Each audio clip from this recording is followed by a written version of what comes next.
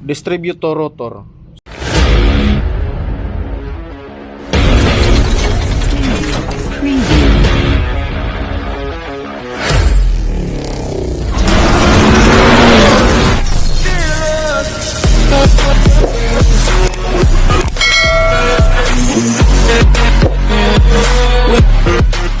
So ito yung gagawin natin ngayon mga kamix, no?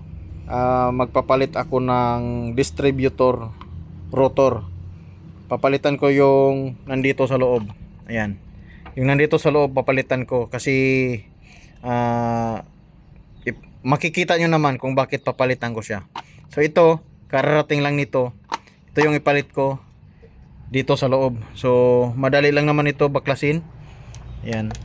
May tatlong tornilyo lang dito. Ayan, sa ilalim tsaka sa taas. Ayan, luwangan lang natin.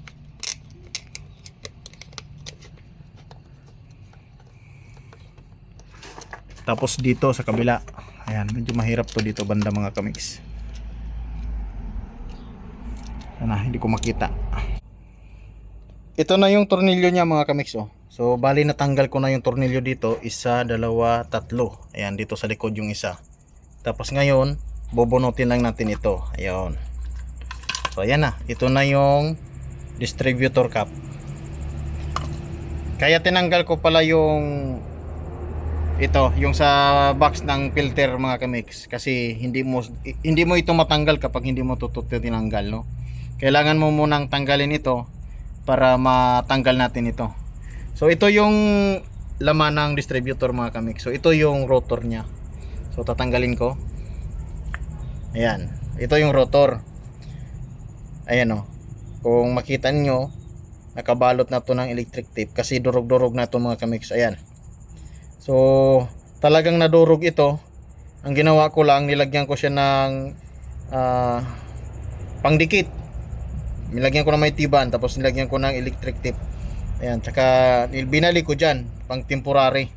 So ngayon dumating na yung aking in-order. Galing pa to sa online. So made in Japan. So ito siya mga kamix. Ito na yung bago. Ayan. Kaya kailangan ko siyang palitan kasi ito yung umiikot mga kamix, no? Magtatapon ng kuryente galing dito. Ayan. Lalabas yung kuryente dito. Ito yung iikot. Ayan, pupunta dito. Tatapon ng kuryente doon. So umiikot to ng mabilis mga kamix, lalo na pag matuloy yung takbo mo. Kasi ito naka-connect siya dito sa camshaft. Yan. Naka-connect siya dyan.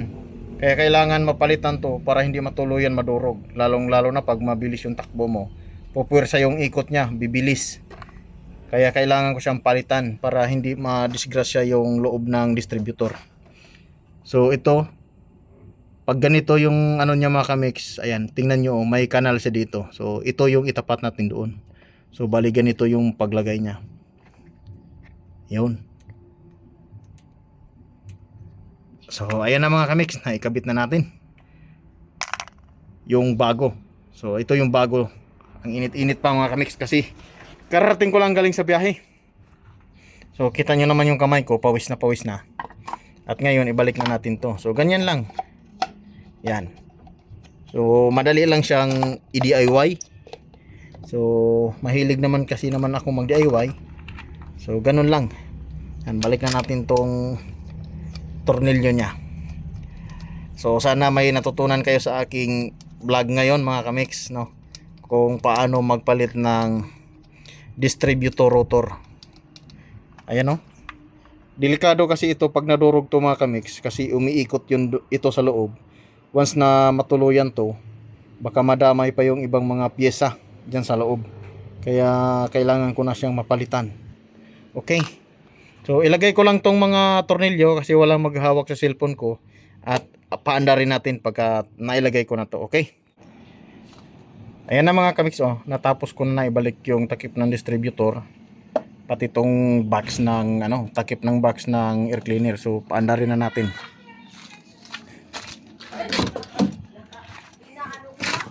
Yan.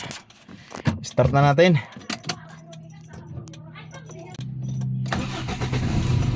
Okay. So ayan na mga kamix, umandar na.